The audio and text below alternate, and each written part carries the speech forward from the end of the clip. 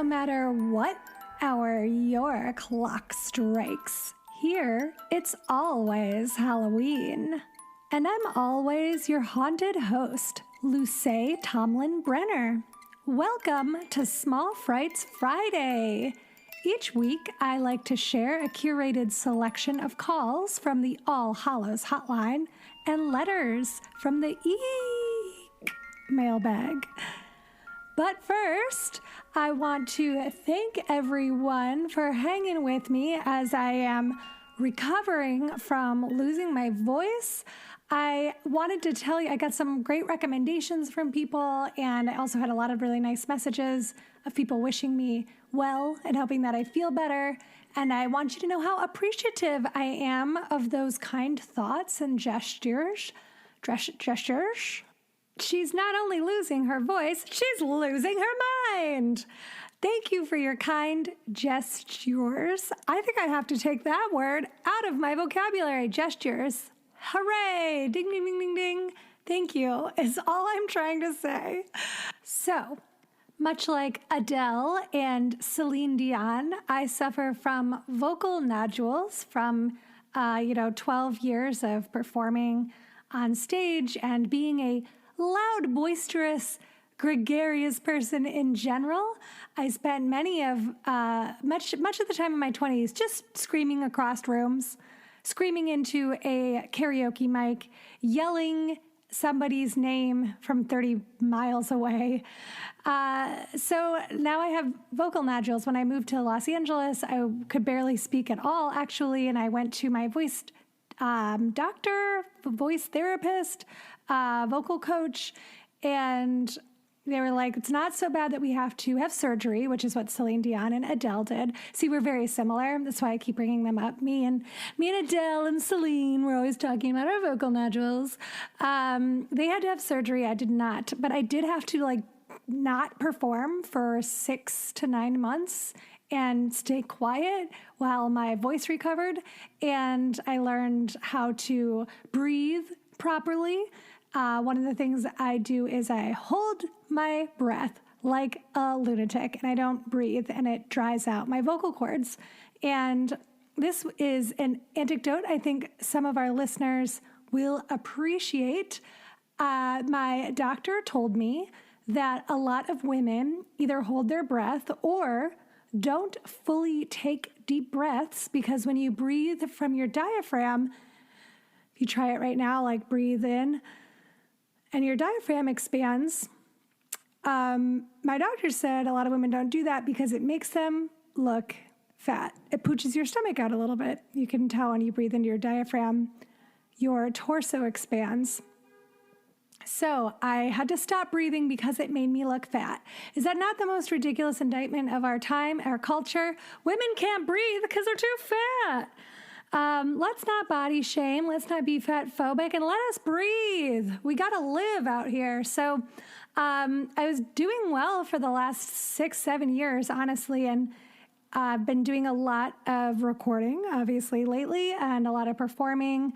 And so I'm losing it.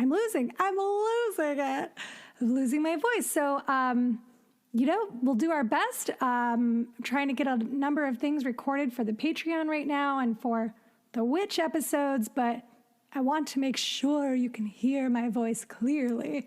So that's a little background on that. So thanks again for reaching out and caring. It really warmed my heart during a very difficult week. I want to welcome our newest Patreon Ghoul Gang member, Oscar Fuentes. Thank you so much for supporting It's Always Halloween, Oscar. The Ghoul Gang is now producing 43% of this podcast. Wow, that is amazing. That's $217 of our first goal of $500. So when we reach $500, the cost of producing the podcast will be fully covered. Amazing. I can't believe it. That means I'll be able to cut down on hours at my day jobs, and I'll be able to spend more time researching and writing and enhancing the podcast and planning some events, which I'm really hoping that we can have at least an event in Southern California for Halloween this year. If not, traveling to events out in the world. How exciting will that be? I just got my second vaccine this week, so in 2 more weeks, I will be ready to rock and roll and come and visit you and do Halloween things with you. I'm very excited. This is our year, lanterns. Okay, so we're in April, which means that we are halfway to Halloween, according to dumb calendar laws. So I would love to get us halfway to our Patreon goal this month. Can you help us get $33 more so that we could reach the $250 goal for April? We only need 2 to 11 more subscribers. It just depends on what level you sign up at. So if you sign up at the highest level, I only need 2. If you all sign up at the lowest level, I need 11. Maybe make something somewhere in between. Your contributions are invaluable, and they really do ensure that It's Always Halloween can stay independent, ad-free, and sustainable. So join the Ghoul Gang by clicking on the link in our show notes, or right now you can visit patreon.com/itsalwayshalloween, and there you can get movie nights, chilling stories, and more. I'm adding to that all the time. So during the month of April, we are celebrating and learning about folk horror on Patreon. So you still have time to sign up and join our next movie night, which is tomorrow, Saturday, April 24th at 5 p.m. Pacific Standard Time, California time.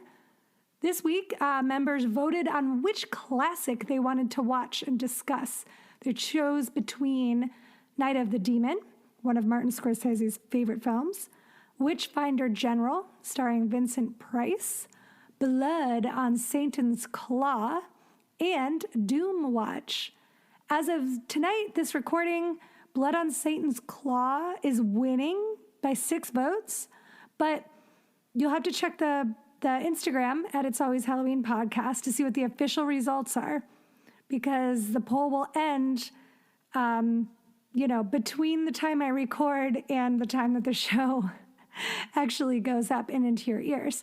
So I am planning on posting an update about which movie wins on Friday at some point. This is Luce of the past telling Luce of the future. Get on it. Update the Instagram page. So again, that's patreon.com/itsalwayshalloween to sign up, or you can click the link in the show notes, or if you want to support the podcast with a one-time donation, you can do so by clicking the tip jar link in the show notes.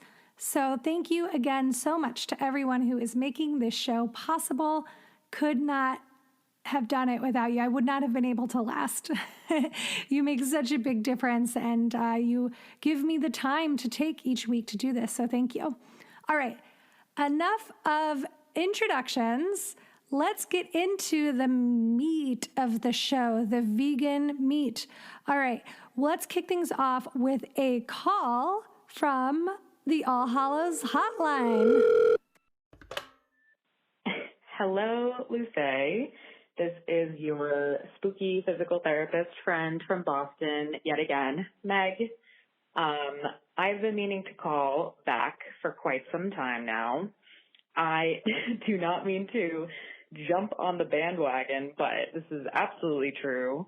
After I listened to the episode where Marco talked about his famous Texas wine country, Halloween extravaganza, I was wooed. I mean, that's the coolest thing I've ever heard in terms of celebrating Halloween, and in such a difficult time. Like, I can't wait to do that at some point. I need to do it all. Like, coolest thing ever. Jenny beat me to it, which I thought was hysterical. Jenny also sounds fantastic. And I mean, I absolutely support you taking on yet another day job of friendship matchmaking. I think you would be very good at it. And genuinely, I mean, I don't know if we need a Facebook group to all be friends and share spooky resources and stories and such. Don't know what we need, because every human being that calls in here seems pretty amazing. I mean, from Paul and the amazing jack-o'-lantern art in Transylvania, Marco, Jenny are the fabulous person who is a truck driver whose name escapes me. I know they had a cool nickname, but everybody seems pretty freaking amazing. So that's one thing I called in to say. And then 2, have to totally agree about just how amazing you are. I mean, rad plus plus plus. I love you more every single time I listen to an episode, and I completely agree about what Marco said about you doing such an amazing job in terms of inclusivity. I mean, it's not your job to do so, but you do it with grace and love, and I think you're amazing. Apart from that, I also called to share what I did for my COVID Halloween celebration. 2020, funny that you said the halfway to Halloween for those who, go by the calendar. My birthday is in April, and 2020, I had actually planned to have one halfway to Halloween party for my birthday and a proper Halloween party in October as well, which neither, of course, happened. But we actually decided to do a PowerPoint presentation party virtually. I don't know if anyone has ever done a PowerPoint party in general. Everybody makes a PowerPoint, usually 5 minutes in length, or, go hog wild if you want to. And we made the rule that you had to do it about some sort of Halloween related or spooky topic. We all get on Zoom together and we go around and we present. A lot of people had drinks or, vices of their choosing. And it was just super, super fun. And seeing, what your friends come up with and laughing and, being creative was just awesome. And we all dressed up and we were apart. But, I really even hope to continue that even when COVID is a thing of the past, because frankly, we were able to invite friends who are in different countries from us right now and people that regardless we wouldn't have been able to get together with. So it was honestly really special, a very fun way to celebrate. But that being said, to me, maybe nothing in comparison to the Texas wine country Halloween extravaganza. So can't wait to take all of those ideas and run with them and honor that fabulous celebration. And I hope you have a fabulous rest of your day. God bless you for everything you do in the Halloween community. Love you, Luce. Bye. Meg, you sweet birthday creature. Thank you for that incredible call. If you're born in April, are you a Taurus? Just wondering because Tauruses love relaxing getaways and they're very into the senses, like they love bucolic fields and sunsets and soft music and soft touches. And I'm just thinking about how much you also loved Marco's amazing Halloween getaway. Marco, you are whisking our imaginations away with this Halloween story that you told us a few weeks ago. But I'm thinking if you're a Taurus, Meg, then everything he was describing about his wine weekend getaway was 100% playing to your Taurus sensibilities. So you'll have to let us know if we missed your birthday or not. Either way, happy birthday. Here's to your best year yet. It can't be worse than last year, right? Sounds like you actually did a really great job celebrating last year. I love the idea of a PowerPoint party. This is not something I've ever heard of before. Is this something that is sweeping the nation and I have somehow slept on? Wow. I simply must suggest we do a PowerPoint party for all of the lanterns this year. I love that you talked about how despite COVID and not being able to connect with other people in person, doing these online parties did give you the opportunity to connect with friends that you normally wouldn't party with or celebrate with. And I think that's so great too. I did so many more birthday things with some of my friends from home back in Ohio because everyone was already in the practice of doing these Zoom hangs and these Google hangs. So I'm happy that we can walk away from the pandemic with a few gifts. And I think it's a really great way for us all to connect with each other as well. So maybe we can collab on a Halloween party for all the lanterns this year. Everyone chime in, let us know what you think of that idea. I think the PowerPoint presentation sounds fun. We could all do something spooky. It doesn't have to be as in-depth as these episodes are. It can be funny and chill. Also, Meg, I want to thank you for your super kind words. I'm so happy that you're enjoying the podcast and that the messages are resonating with you and you're also learning from it. And every time you guys call in to just say something really friendly and sweet, it really makes my life. I carry your words with me all the time. As you all know, life is really hard, especially now more than ever, and a little bit of kindness goes such a long way with me and with everyone in your life. So just a reminder to spread that joy elsewhere as well, because you never know when your words will really touch somebody. So please know that your words have really touched me, and it really means a lot to me.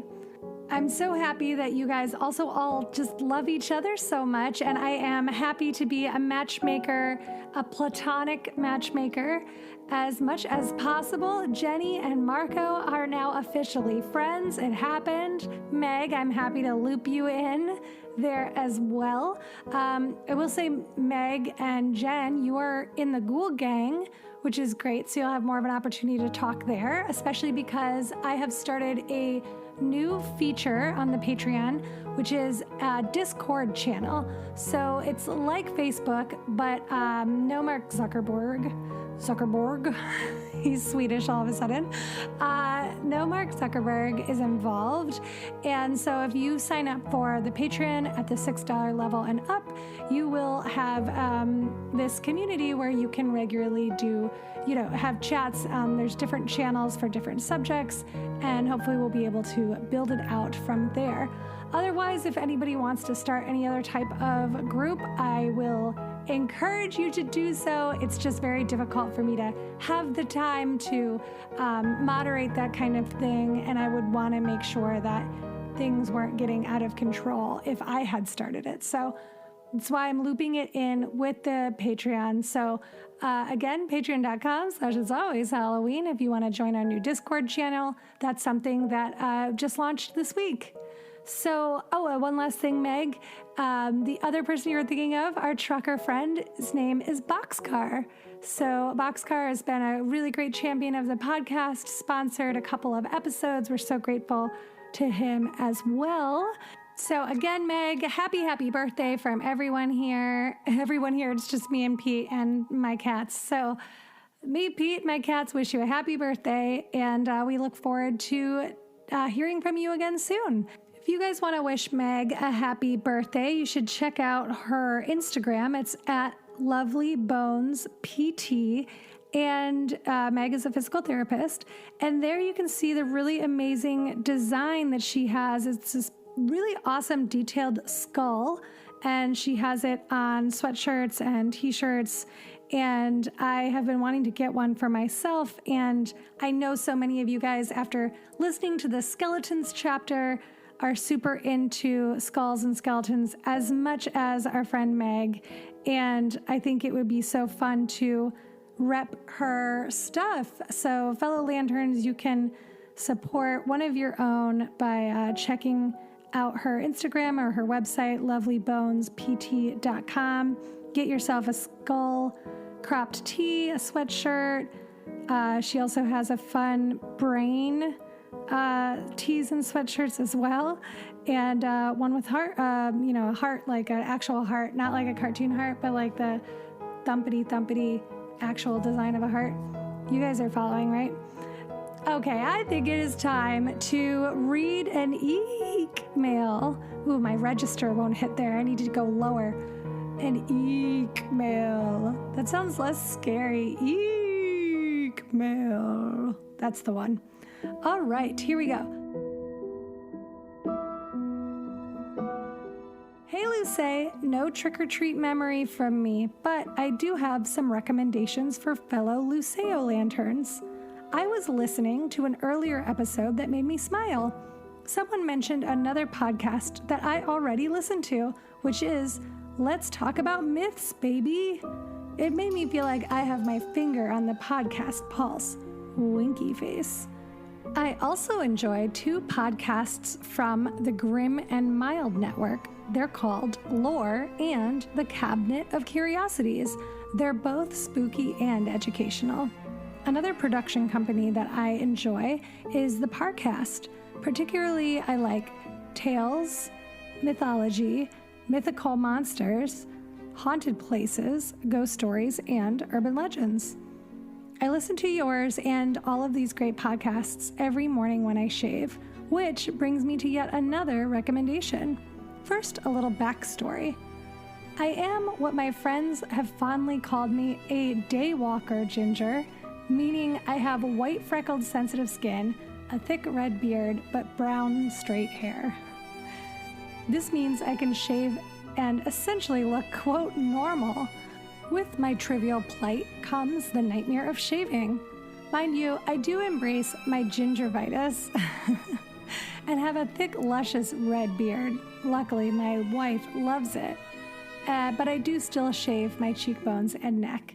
Shaving with a cartridge razor and Spam in a can shave gel just wasn't working for me, so I started looking for alternatives. I discovered the way my grandfather shaved, which was using an old school razor with disposable blades and using a soap and brush. So now that that's out of the way, I want to give you this recommendation.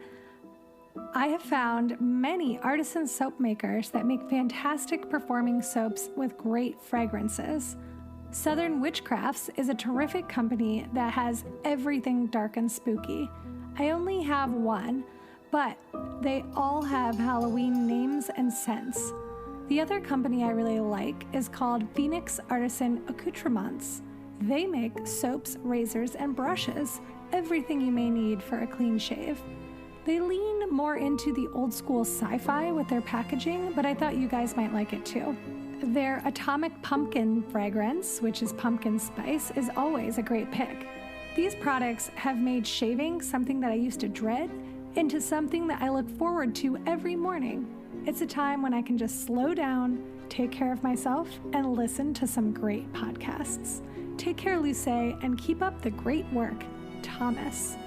P.S. I forgot to mention, my pumpkin spice soap was stolen by my wife. She uses it when she shaves her legs and underarms. I know it seems like a strange connection to make, but I just want to spread the word for these great products.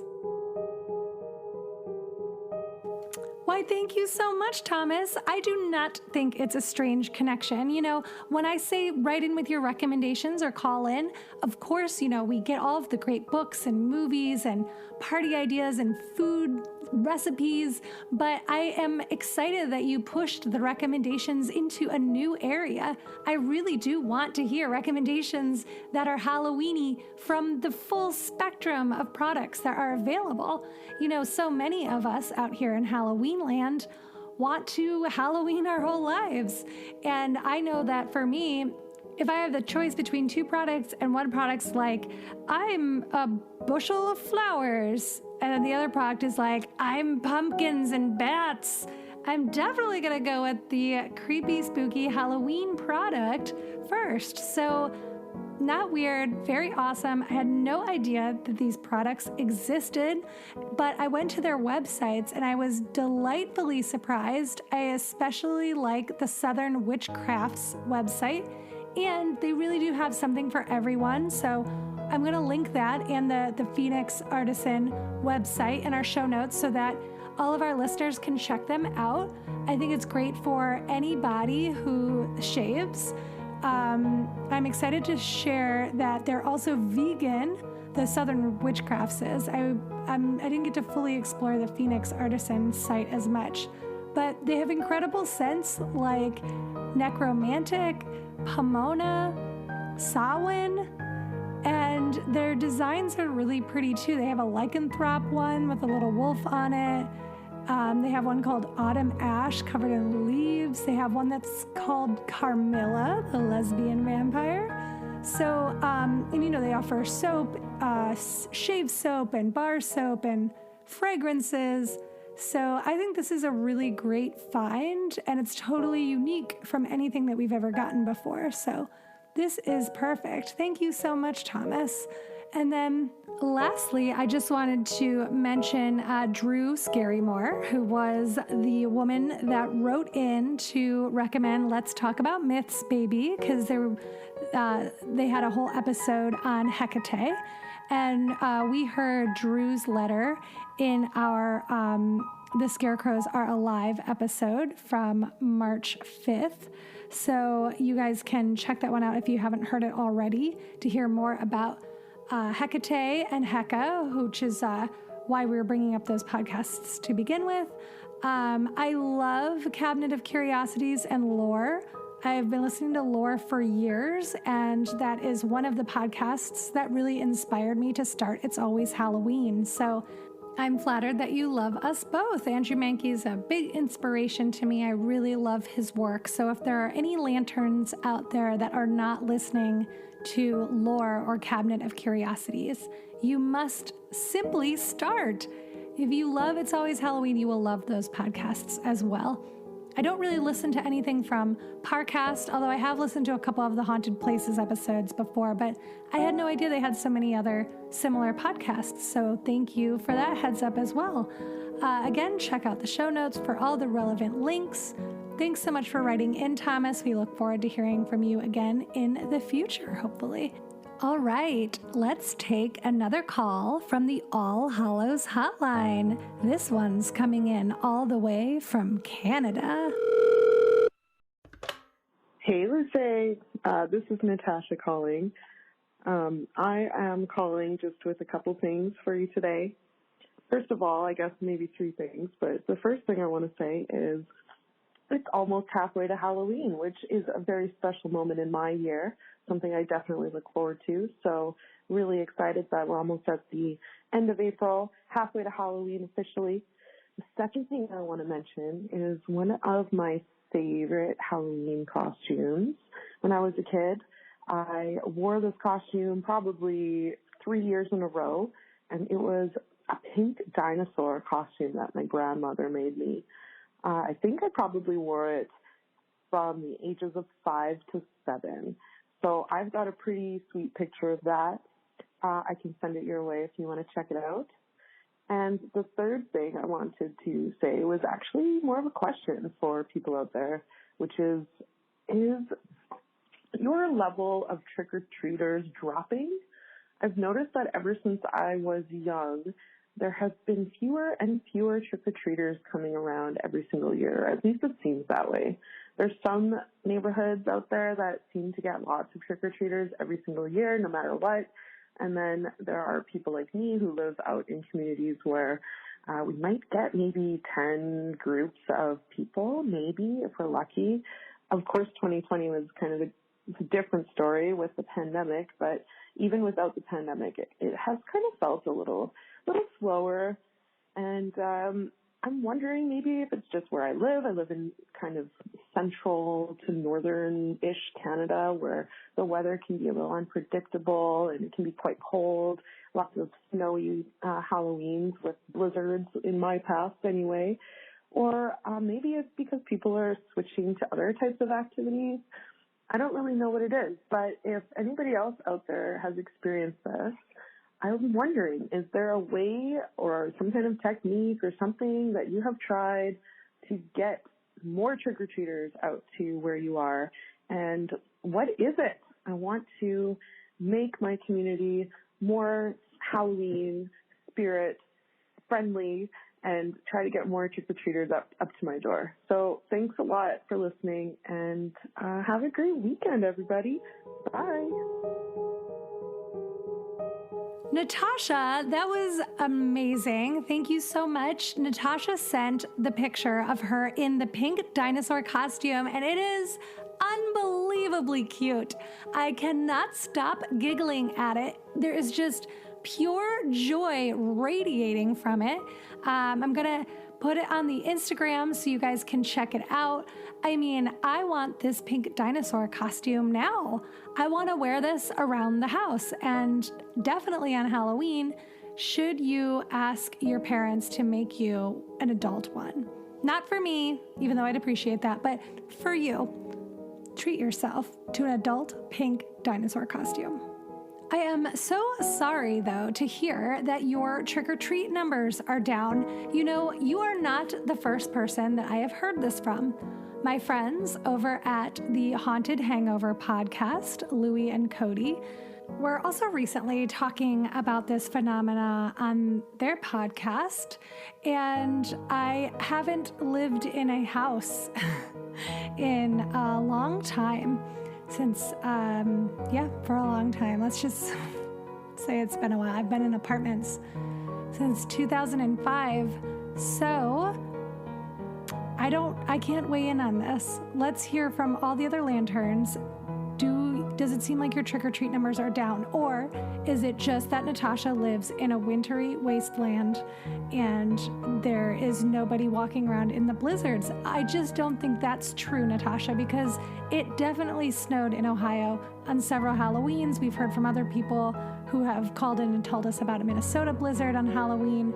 I don't feel like the snow is enough to keep people from trick-or-treating.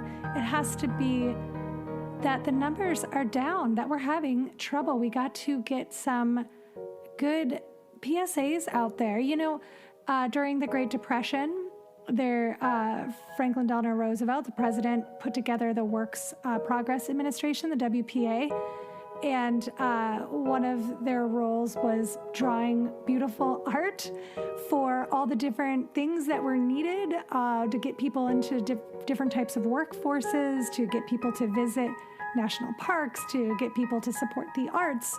And if you look at WPA posters, you Google that, you can see some of the incredible art that was made during that time. I feel like we need a resurgence of WPA-like art for Halloween. We could put up posters and billboards, send out mailers. What do you guys think? How are we going to raise awareness about trick-or-treating? You know, last year I took a walk on trick-or-treat night here in Los Angeles, and I had a little bag of candy. I thought I would go out to people and I would give children that I saw candy. And they weren't into it. A few people were into it, but they were mostly surprised and skeptical. Felt like a literal stranger in a van trying to coerce children into my van with candy. I was like, am I a creep right now? I just want to give you mini Snickers. Please, child, let me feed your Halloween hunger. So what are we going to do about this? Welcoming all suggestions from lanterns, and let's take a poll and see if we think Halloween is down. If trick-or-treating is down than it is in past years. All right. Natasha, you are a gem. Thank you so much for giving us this little window into Canada's Halloween and for sharing your beautiful picture of you as a pink dinosaur in childhood. You can, again, see that picture up on our Instagram. Everybody go check it out. It will make your day. It is so freaking cute. You know, as we're talking about getting people into trick-or-treating again, it's reminding me of the other podcast and organization, the Halloween Preservation Society. They deem themselves education, appreciation, observance, and recognition of the diverse history and practices associated with Halloween. They're a very cool organization and podcast that I recommend, and they just announced that they're going to throw a Preserve Halloween Festival November 19th through the 21st in Irving, Texas, which is just northwest of Dallas. And it looks really fun. And they're just starting to announce, tickets are on sale, and they're just starting to announce guests. One of the guests is going to be Lisa Morton, who is like the Halloween historian. She wrote the Halloween Encyclopedia, as well as Trick or Treat, A History of Halloween. I've used a lot of her work as sources for these episodes. So what a cool opportunity to hear her speak. let's keep our eyes on this. It would be really fun to do like a meetup there. That's actually my birthday weekend. My birthday's on November 20th, so might be a fun treat to make my way over to Texas. I just Google mapped it. It's a 20-hour drive. So I guess we'll see if it's feeling safer towards the end of the year to take a plane. But something to look forward to. And then another announcement I wanted to make, maybe you guys have heard already, but this week there was some interesting Halloween candy news. Skittles announced that they're going to unveil a new Halloween candy for trick-or-treating this year. They're called Skittles Shriekers, which I think is super fun. And it's a regular bag of Skittles, but inside are surprise super sour Skittles. So very similar to the Skittles Zombie from 2019, except for instead of every other one being kind of a nasty, surprising, rotten taste, it'll be a sour taste, which I love sour. So I'm very pumped about this. I would love to hear what y'all think if you're excited. I feel like this is the first Halloween candy announcement of 2021. Have I missed one? Is there one that I don't know about yet? Let's keep our eyes on the skies. Is that where candy comes from? Of course, from heaven. All candy comes from heaven. All right, well, before we wrap it up today, I have a couple of EEEEKmail follow-ups from past episodes. We heard back from Allison from our March 5th Scarecrows Are Alive episode, which we mentioned a little earlier. The title episode, she was the one who wrote in about going trick-or-treating out in the country, being invited by one of her more rural friends and not knowing what to anticipate. So I loved that letter. I thought it was really fun, really fascinating. And my favorite part was that Allison's costume was a cow. I found that hilarious, and I wanted to know if she planned a rural costume to go with her rural trick-or-treating experience or if it was a total coincidence. And Allison wrote back in to say basically that it was a coincidence. She writes, quote, "You could say the cow costume preceded the rural trick-or-treating as it was a hand-me-down from my older sister." Wow. Allison, that's crazy. I'm going to keep asking you questions as if we are in current conversation, but I'm just curious if you're like the only rural trick-or-treater. If you were the only one who had like a theme, I wonder how many farm kids would dress up as like farm-related characters or like a thresher or something like that. If you were a farm kid who also celebrated Halloween, let me know. If there's like a whole world of rural Halloween costumes, I need to know about it. And then another follow-up was from our last episode, the Halloween Hype Team episode. It says, "Hi, Luce. You nailed the pronunciation of my name. That is a rare feat. Thank you so much for making a podcast that brings such Halloween joy." And that is from Jackie Schrauger. I'm always worried that I'm not going to say somebody's name right, and I sometimes never hear from people, and then I privately worry that I have turned them from this podcast and that they have written my name on a list of people that have wronged them, and I don't have to worry about that now with Jackie. So thank you so much, Jackie, for telling me that I said your name right, and I love making this podcast, and I love bringing you Hollywood joy, Halloween joy, a little bit of Hollywood joy, perhaps, as I am here in Hollywood, my 14-year-old dream that I made come true. I ran across a diary entry recently. I was a very fastidious diary keeper in my younger years, and all through middle school, during which I was miserable, I just wrote over and over how much I could not wait to move to Hollywood. I'm going to move to Hollywood and leave all this behind. They're going to be so sorry when I move out to Hollywood. So, look, haters, I did it. All right, well, that I think will bring us to the end of our episode today. As we talked about a few times already, it is April, it is halfway to Halloween, and that means that we are still in the middle of our halfway to Halloween giveaway on Instagram. You guys, I'm gifting a deluxe trick-or-treat bag filled to the brim with spooky delights from my favorite creepy stores in Los Angeles, like Halloween Town, owned by Rob Zombie, and the Mystic Museum. It's super easy to enter. All you have to do is leave a friendly review of It's Always Halloween on Apple Podcasts. If you've already done so, you're automatically entered. How easy is that? The entry deadline is April 25th, which is Sunday. I'm going to be live. I'm going to go on Instagram Live to do the poll, and I will also be recording it and making it a part of next week's Small Frights. So if you're not on Instagram and you can't join us for the live drawing, which is going to be on Monday night, then just stay tuned for next week's Small Frights. I will give some time to make sure that I hear from the winners and get the address from everybody, in case they're a mystery person. So let's see.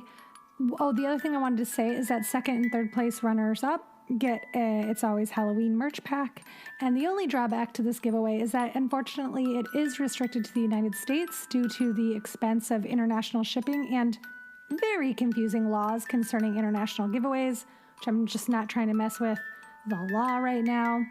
So get your reviews in by April 25th. And thank you to everyone who has already written in already. You guys have helped push It's Always Halloween up to the very top. When you search Halloween podcasts in Apple Podcasts, it's the first one that comes up, which is very exciting and really, truly makes my heart soar. So just a couple of cute reviews I'm going to read now from Marco Polo 88. Halloween lovers unite. I'm so happy I came across this podcast. I've been waiting for something like this for years.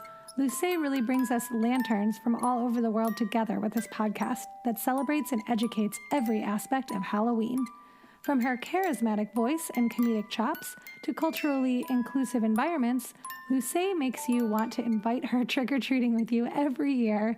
Subscribe to this podcast if you never want Halloween to end on November 1st. Wow, that was so sweet and cute.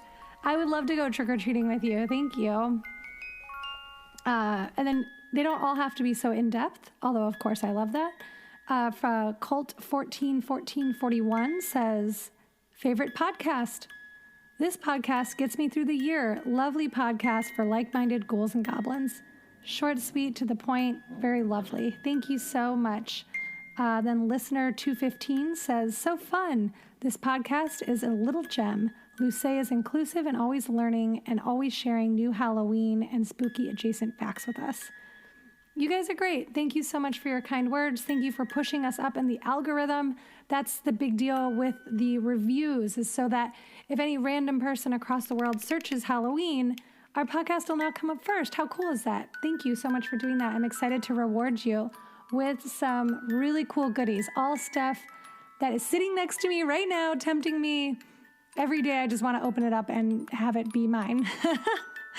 So you are definitely going to get a bag full of stuff that I am obsessed with, that I have handpicked for you, my loves. So thank you. I'm looking forward to doing this giveaway and hopefully more in the future if it goes well. I think it'll go well. There's no reason for it not to go well, right? All right. Well, if you want to be on a future Small Frights episode, all you have to do is call into the All Hallows Hotline at 802-532-DEAD, or you can write me an EEEEKmail at itsalwayshalloweenpodcast@gmail.com. We love your book and movie recommendations. We love to hear your Halloween memories, your trick-or-treat stories, your favorite costumes, and any kind of fact or questions that you have. Please do not hesitate to contact us. You can also reach out on Instagram, which is It's Always Halloween Podcast. This episode of It's Always Halloween was written and performed by me, Luce Tomlin-Brenner, with help from our incredible Luceo Lanterns, Meg, Natasha, Thomas, and then additional insight from Allison and Jackie. Thank you so much for contributing, everybody. You make this podcast great.